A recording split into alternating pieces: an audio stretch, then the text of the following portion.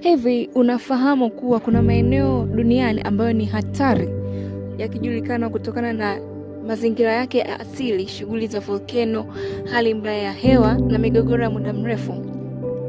Moja ya maeneo haya ni bonde la Death Valley nchini Marekani. Eneo hili linajulikana kuwa joto kali linaloweza kufikia zaidi ya nyuzi joto 50 wakati wa kiangazi. Kutokana na hali hiyo, kukaa huko bila maandalizi kunaweza kuwa hatari. Eneo lingine ni kisiwa cha Snake Island nchini Brazil. Kisiwa hiki kina aina nyoka wenye sumu kali, ndio maana serikali ya Brazil imezuia watu kutembelea eneo hilo bila kibali maalum.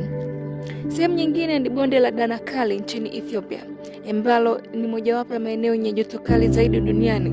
Eneo hili lina chemchemi za asidi, gesi zenye sumu na mazingira magumu yanayohitaji tahadhari kubwa. Mbali na hatari za asili, baadhi ya maeneo duniani hukumbwa na migogoro ya silaha na hali ya ukosefu wa usalama. Katika maeneo kama hayo, wananchi na wasafiri hushauriwa kufuata maelekezo ya mamlaka husika na kuepuka kusafiri bila sababu muhimu. Kwa ujumla, maeneo haya yanaonyesha kuwa dunia ina sehemu zenye mandhari ya kipekee, lakini pia zenye hatari mbalimbali.